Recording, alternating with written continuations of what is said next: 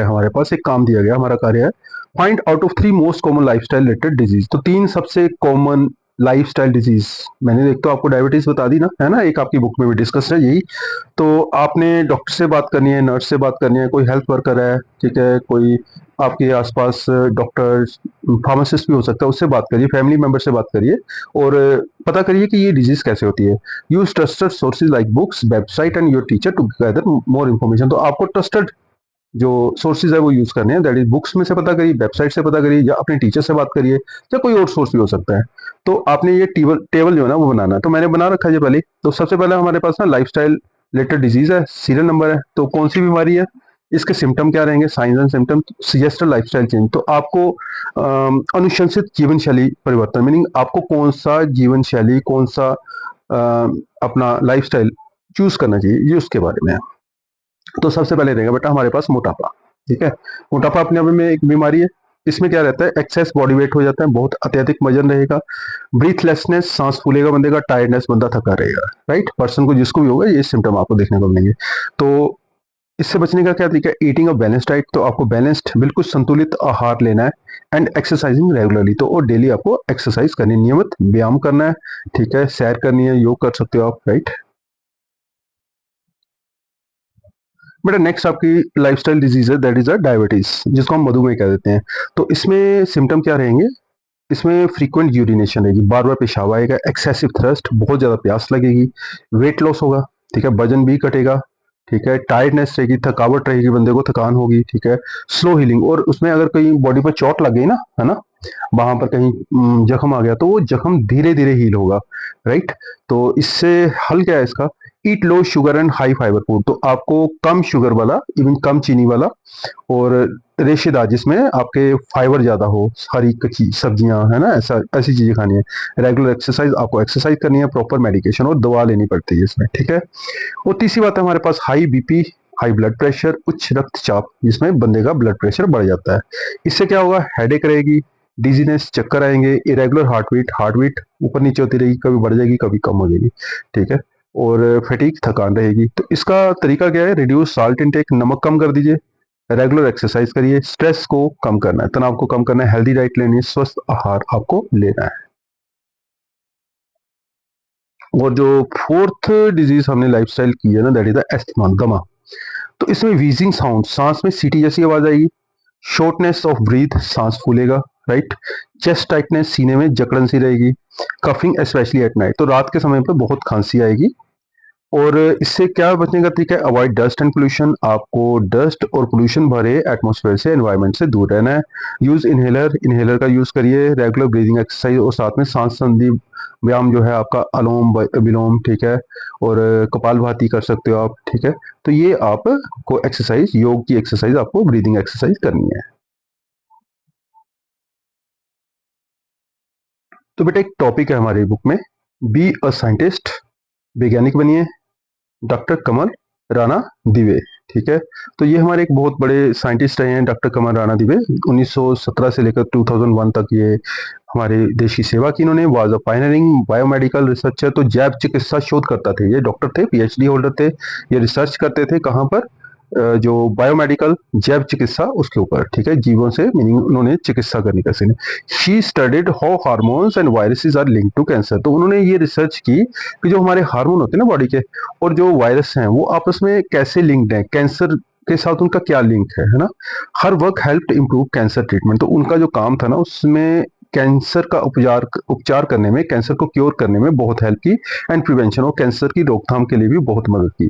She showed that तंबाकू, unhealthy diet and pollution can increase cancer risk, तो उन्होंने बताया कि तंबाकू, अनहेल्दी डाइट, अस्वस्थ आहार, और पोल्यूशन, इससे क्या है, कैंसर का रिस्क बढ़ता है, कैंसर का जोखिम बढ़ता है। जो इन तीनों चीजों में से गुजरा है, इट इज, ये बहुत रिस्क है कि उसको कैंसर हो सकता है।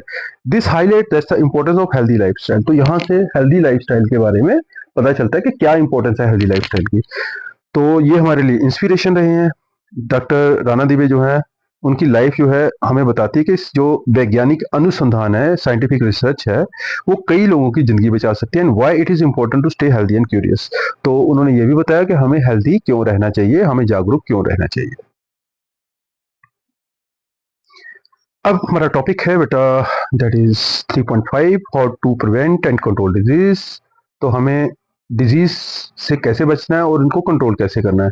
We have heard the phrase prevention is better than cure. तो हमने पढ़ा है कि इलाज के मुकाबले में हमें परहेज जो है ठीक है ना, वो ज्यादा बढ़िया रहता है। ठीक है, हमें किसी से बचाव जो है वो ज्यादा बढ़िया रहता है इसकी बजाय कि हम उसी का इलाज करें।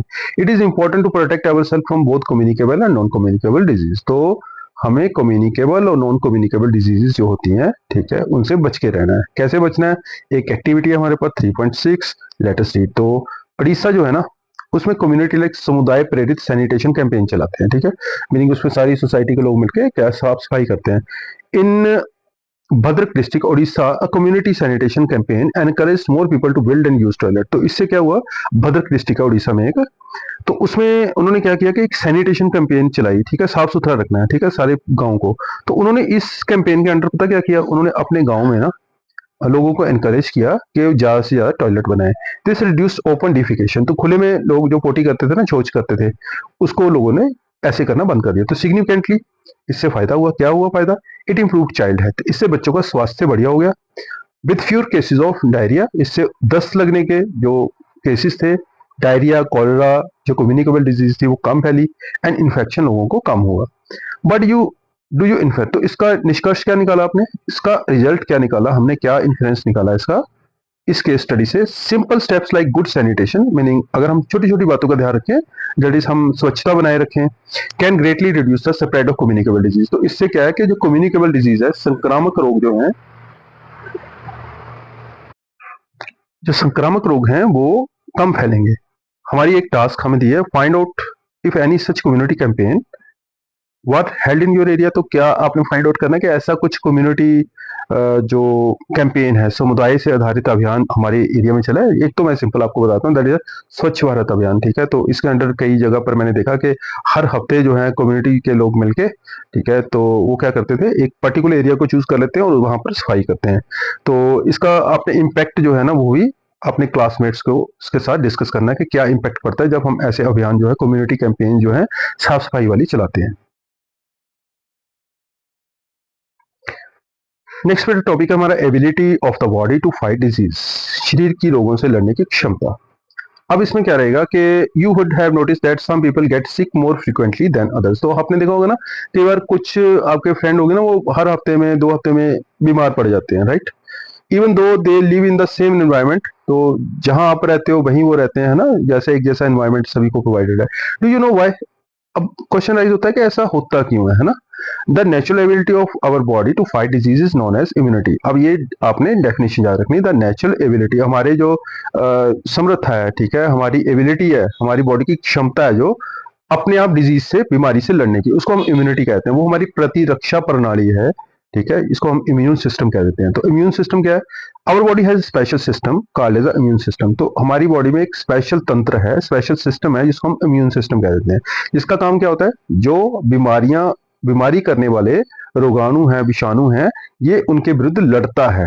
ये प्रतिरक्षा तंत्र उनके विरुद्ध लड़ता है। कोई भी बीमारी वाला कीटाणु विषाणु आपकी बॉडी में आ गया, जीवाणु, तो ये क्या करेगा, उससे लड़ेगा, right. You might have taken some drops or injections in your childhood to protect yourself from certain diseases such as polio, measles, tetanus and hepatitis। तो आपको बचपन में याद होगा कि दो बूंद जिंदगी की हम कहते थे ना, वो पोलियो ड्रॉप वाले बच्चे की फोटो आती थी, या घर घर में जो जो हेल्थ वर्कर से हमारे आते थे, है ना, कि मुंह में पोलियो ड्रॉप्स डाल के जाते थे, ठीक है।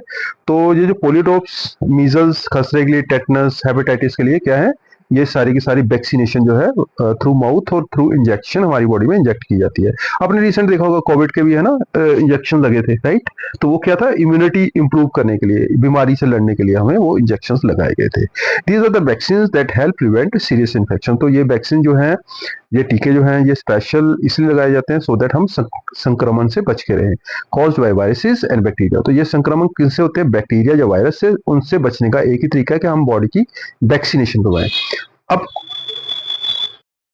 अब क्वेश्चन राइज होता है बेटा कि वैक्सीन क्या चीज है ना, टीका, है ना, जो हमारी बॉडी में लगाते हैं। अब कोविड के टाइम पे लगा, ठीक है, कोवैक्सीन था, कोविशील्ड था, आप हेपेटाइटिस के इंजेक्शन लगवाते हो, पोलियो के ड्रॉप्स पीते हो, तो ये क्या है। तो वैक्सीन जो है, ये helps our body fight certain disease by training the immune system to recognize and attack harmful germs. तो वैक्सीन एक तरह का ना हमारी बॉडी में इम्यून सिस्टम को ट्रेन कर देता है, इम्यून सिस्टम को एक्टिवेट कर देता है वो, कि एक पर्टिकुलर रोगाणु, रोग पैदा करने वाला विषाणु या जीवाणु जब भी हमारी बॉडी में आएगा तो वो डिजीज नहीं कर पाएगा। क्यों? क्योंकि उसके जैसी सेम मेमोरी हमारी बॉडी के सेल्स में आ चुकी है, जो कि उस विषाणु या रोगाणु की डिजीज की का विरोध करेंगे, उसको फिर से नहीं होने देंगे। मैंने अभी बताया था ना आपको कि चिकन पॉक्स एक बार हो जाए तो फिर नहीं होती। वो चिकन पॉक्स का एक तो आप इंजेक्शन लगा सकते हो पहले, लेकिन चिकन पॉक्स का अभी ये क्या करती है, हमारी बॉडी मेमोराइज कर लेती है कि ये इन्फेक्शन मुझे हुआ था, अब फिर से नहीं होगा फिर वो इन्फेक्शन। तो ये क्या है कि यहाँ पर ये इम्यूनिटी जो है ना, ये एक्वायर्ड इम्यूनिटी है, हम प्राप्त करते हैं इसको, ठीक है, प्रतिरक्षा को। तो रोग पैदा करने वाला जो विषाणु या जीवाणु है ना, उसको किल्ड फॉर्म में ही, ठीक है, वो हमारी बॉडी में इंजेक्ट कर दिया जाता है, जिससे हमारी बॉडी मेमोराइज कर लेती है कि ये इन्फेक्शन हुआ। हमें वो इन्फेक्शन होता नहीं है, लेकिन उसका पोजिंग होती है, मीनिंग उसकी नकल की जाती है कि ये बीमारी आपको आर्टिफिशियली वो जीवाणु एंटर करवा दी जाती है हमारी बॉडी में, और उसके बाद वो पर्टिकुलर टीका जो है उससे हमारी बॉडी क्या हो जाती है, इम्यून हो जाती है, और फिर से वो डिजीज हमें कभी भी नहीं होती। अब देखिए वैक्सीन जो है ना, टीका को कैसे बनाया जाता है, अलग अलग तरीके से, वीकेंड और डेड पैथोजेंस। तो जो बिल्कुल वीक पैथोजन है, विषाणु या जीवाणु, या वो जो डेड विषाणु या जीवाणु, ठीक है, इनएक्टिव फॉर्म में, हार्मलेस फॉर्म में हमारी बॉडी के अंदर इंजेक्ट कर दिए जाते हैं। Some newer vaccine instruct our own body to cell to make the harmless part of germ. और उससे क्या है कि जब आर्टिफिशियल तरीके से हम ये हीट किल्ड या डेड ऑर्गेनिज्म हमारी बॉडी में एंटर होते हैं ना, तो बॉडी जो है उसकी एक मेमोरी बना लेती है कि यस, ऐसा कभी इन्फेक्शन हो तो मुझे फाइट करना है इसके लिए। तो इम्यून सिस्टम जो है वो लर्न कर जाता है, ठीक है, और आगे से वो बीमारी कभी नहीं होती। फॉर एग्जाम्पल टेटनस शॉट जो है ना, जिसको धनुष टंकार भी कह देते हैं, धनुष स्तंभन कह देते हैं, टीका, ये एक इंजरी के बाद अगर हम देते हैं टेटनस का इंजेक्शन, आपने देखा होगा जब चोट लगती है कहीं आपको सड़क वगैरह के ऊपर, तो आपको झट से टेटनस का इंजेक्शन लगा देते हैं। तो टेटनस कॉजिंग बैक्टीरिया जो है ना, वो हीट किल्ड या किल्ड बैक्टीरिया आपकी बॉडी में इंजेक्ट किए जाते हैं। तो इनएक्टिव बैक्टीरिया आपकी बॉडी में चले गए, ठीक है, जिसमें टॉक्सिन था, है ना, तो उससे आपके इम्यून सिस्टम ने उसको लर्न कर लिया कि भाई ऐसे वाले बैक्टीरिया अगर कभी आए तो हमने उसको क्या करना है, उसके विरुद्ध लड़ना है, राइट।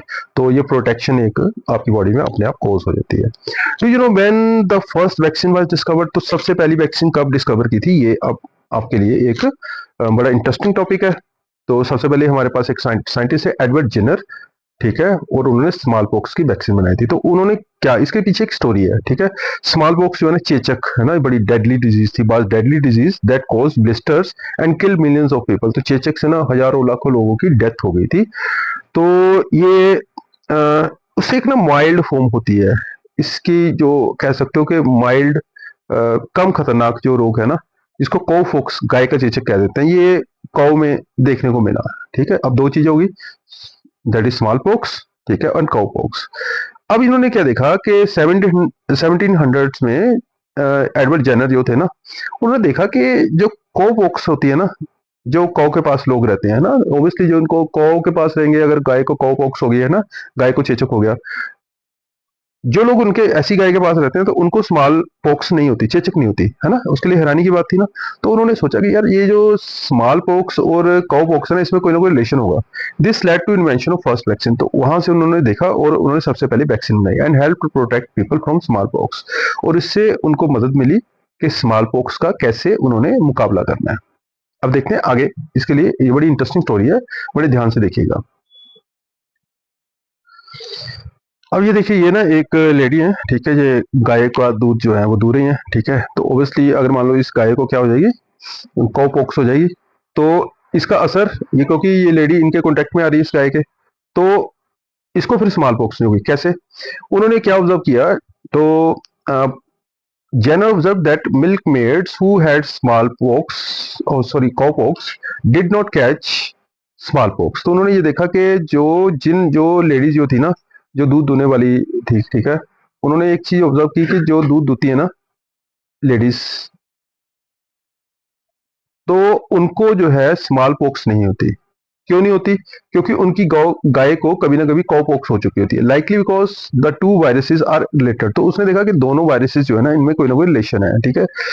तो उन्होंने एक एक्सपेरिमेंट किया, फिर he tested this by injecting cowpox sap. तो गाय का जो चेचक था ना, उसका जो सैप था थोड़ा सा से लिक्विड था, है ना, उसके कॉपॉक्स में गाय की बॉडी से मान लो ब्लड निकाल के उसमें से कुछ निकाले उसने, सैप निकाल लिया, जहाँ उसके मुंह से जो कुछ लिक्विड था वो निकाला। तो उन्होंने क्या किया, वो इंजेक्ट कर दिया किसी लड़के की बॉडी में। तो ऐसा करने से क्या हुआ, वो बच्चे को ना स्मॉल पॉक्स नहीं हुई, ठीक है। तो यहां से क्लियर हो गया उनको कि इसका मीनिंग है उसकी बॉडी ने मेमोराइज कर लिया, ठीक है, वायरस जो थे, लाइट वायरस जो थे, ठीक है, कम हार्मफुल जो वायरस थे, उनको उसने पक्का क्या कर लिया, लर्न कर लिया लड़के की बॉडी ने, इसलिए उसको फिर से स्मॉल पॉक्स नहीं हुई।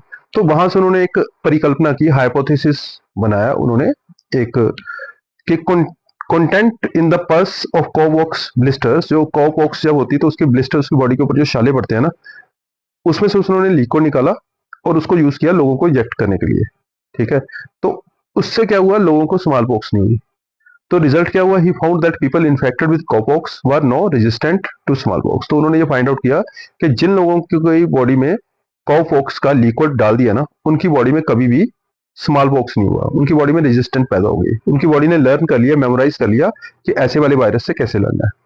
तो application, mass vaccination eventually help eradicate small pox world wide. तो इस हिसाब से उन्होंने वैक्सीन तैयार की, पूरे वर्ल्ड में उसको फैलाया, और उसके बाद जो चेचक था वो होना लोगों को बंद हो गया। तो ये हमारे पास, ये मैंने बता दिया। तो ये देखिए, ये वैक्सीनेशन हो रही है, तो ये बच्ची एक रिसर्च कर रही है। तो ये देखिए हमारे पास स्मॉल पॉक्स के केसेस कितने थे 1950 1980 तक कितने थे। तो धीरे धीरे धीरे धीरे धीरे धीरे ये रिड्यूस हो गए और बिल्कुल एंड हो गया स्मॉल पॉक्स का।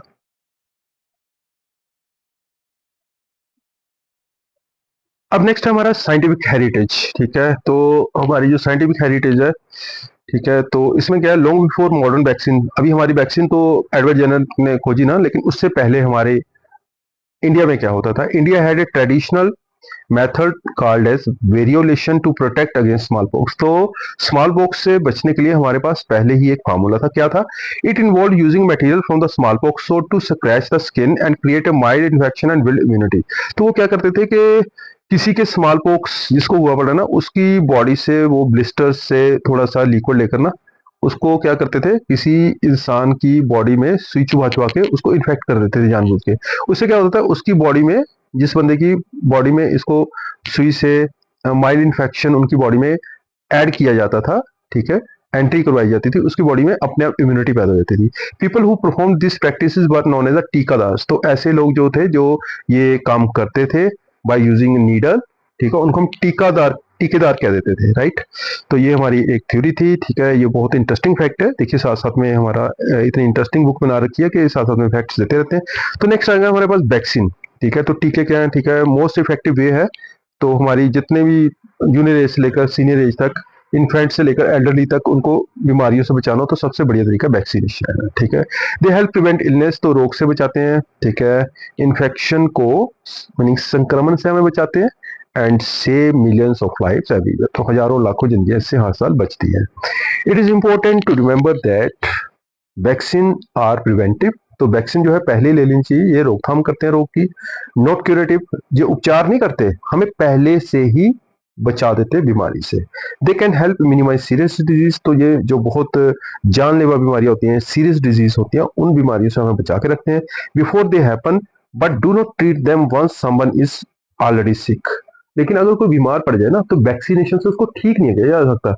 वो तो फिर आप एंटीबायोटिक या कोई और जो आपकी मेडिसिन है उसकी बॉडी में इंजेक्ट कर सकते हो, लेकिन वैक्सीनेशन बीमारी से पहले बचने के लिए लगाया जाता है। सम पीपल में फियर और डाउट वैक्सीन, कई लोगों को ना वैक्सीन से डर लगता है, जब उनके मन में कई तरह की भ्रांतियां होती हैं, अफवाहें मान लेते हैं वो, but scientist and doctors carefully test them safely. तो इसके पीछे बहुत लंबी रिसर्च होती है, टेस्टिंग की जाती है बेटा वैक्सीन की, साइंटिस्ट और डॉक्टर्स उसकी टेस्टिंग करते हैं, तब जाके ये बाजार में आती है। Getting vaccinated not only protect you but also the people around you. तो अगर आप टीका लगवाते हो, वैक्सीनेशन करवाते हो आपकी अपने आप की, तो ये सिर्फ आपको नहीं बचाता, ठीक है, आपके आसपास के लोगों को भी बीमारी से बचाता है। तो ये देखिए, ये एक बच्चा, he is getting vaccinated by the doctor. तो आपने अगर कभी भी आपको कोई बोले कि वैक्सीनेशन करवानी है, तो उसको जरूर करवाना है, राइट।